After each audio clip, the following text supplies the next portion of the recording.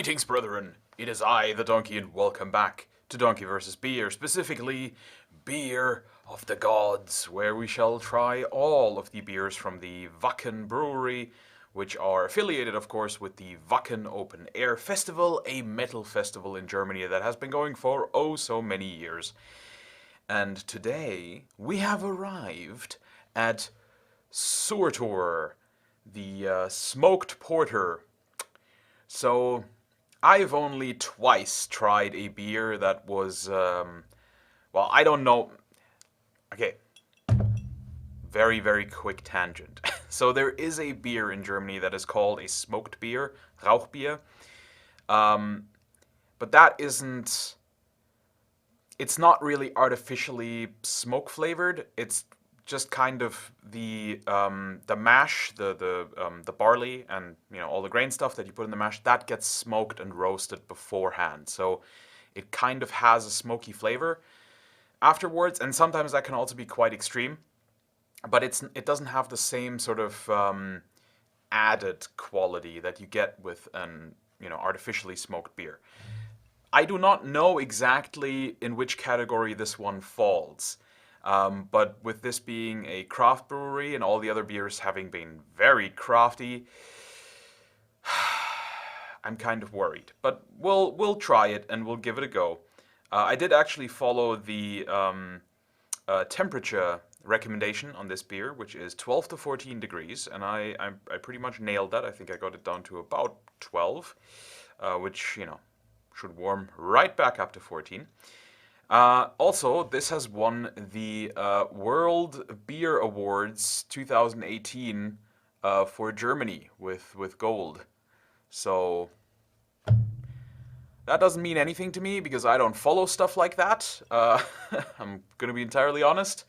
That's one of those, because all of the beers that win are craft beers, which if you're a craft beer enthusiast, I'm sure you will say, duh, they're the best. But to me, it just kind of reeks of preference. So there you go. But we're just going to give this a fair shot as we have all the other ones. It smells a lot less smoky than I imagined it. This is actually a lot more, it does, obviously, it also reminds me of a porter. It's quite malty,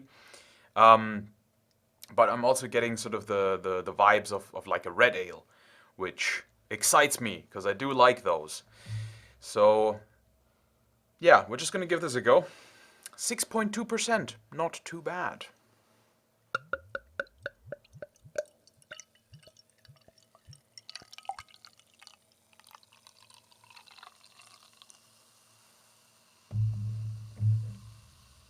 This is very interestingly cloudy. I don't drink a lot of beers that are this dark, and they are usually not this cloudy. Obviously, you can't really see it because I still don't have a backlight, but trust me, this looks more like Spezi, which is a German thing where we mix Coca-Cola with orange juice. It's actually delicious, even though you think it sounds disgusting, and that also tends to be like a sort of red brownish cloudy color. So that's what I'm. Okay, it does smell a lot more smoked in the glass. But anyway, we're gonna have a go.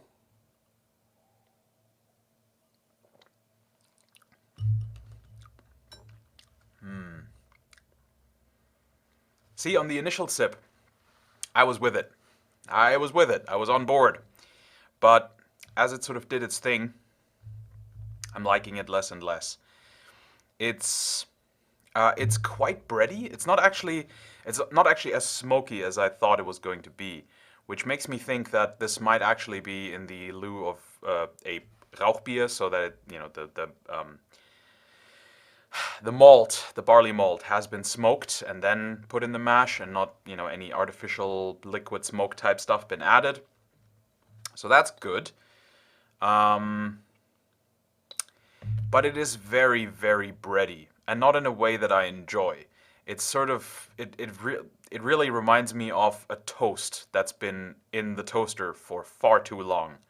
Some people really like that, when you Some people like their toasts dark brown, you know, which is really black on the edges.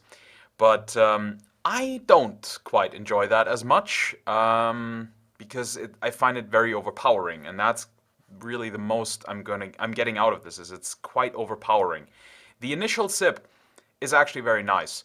Like you really get that. Let me just try it again. Yeah, the initial sip is really nice. You really get that porteriness. Definitely some smoke flavor to it, but it just kind of, it's gentle on first sippage, but then it sort of does its thing, and it sort of, you know, spreads around, and you kind of only get smoky and bitterness. So it really kind of, you know, after the initial sip, it kind of just really waters down to a burnt toast. And I don't find that quite as pleasant. Now, I could just keep continually drinking it, because then I would only get the mid-sip. You know, I'm actually going to try that. That actually does kind of work. So if I were to just chug this, I would actually find it a lot more pleasurable than, you know, taking sips and dealing with the taste in between. Oh, and the taste gets a lot more intense if you drink a lot of it. So, yeah, I don't know about this one. It's certainly interesting. I think this would also not make a particularly good cooking beer. I think this is something I'm just going to mention with beers like this in the future, if I think they would be good for cooking or not. With the Yggdrasil beer, I really thought that would make a great cooking beer, and I have a video on that coming up. But with this one, I just don't see it. It's just too... the flavor is too intense. I think if you put this in food, because, you know, when you put beer in food, you get rid of the alcohol. It just kind of boils down sort of to its base flavors. And in this case, the base flavor is very bitter, very smoky, very roasty. So I think it would just kind of add a burnt toast flavor to things. And I don't think that's going to be particularly pleasant. So I guess I can see why this won gold, because it is certainly a really interesting beer.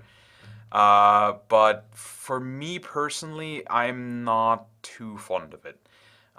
If you do like really heavy beers and you like, you know, the sort of smoky, roasty flavors in your beers, I would actually recommend this. And if you're not a fan of smoked beers, you know, the sort of smoked porter, smoked stout, and all this other crafty crap where they put liquid smoke in, if you don't like those, I still would try this, because it doesn't offend me in the same way.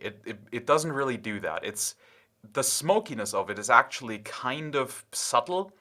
The roastiness is a lot more dominant in the sort of flavor. Also, as is, you know, tradition for a porter, there's barely any carburation, so I don't find that bad in this case. But yeah, it's interesting. It definitely doesn't linger as long as an IPA does, so that's positive. But yeah, I don't think I would get it again. But you know, your taste might vary in this regard. Oh, how am I gonna rate this one though? Well, if I give this a low rating, I'm sure some people who are into this sort of thing are going to be offended. But yeah, it's just such a shame with this one, because I do really like the flavors that I'm getting on the actual sip, but then it just kind of, you know, it just kind of overtakes everything else in the same way that I have problems with IPAs a lot. I can't give this more than a 3 out of 10. It's all right. It's an experience, I guess. So if that's something you're after in your beer drinking, I would recommend it. But other than that, not really for me. Not really something I want to drink.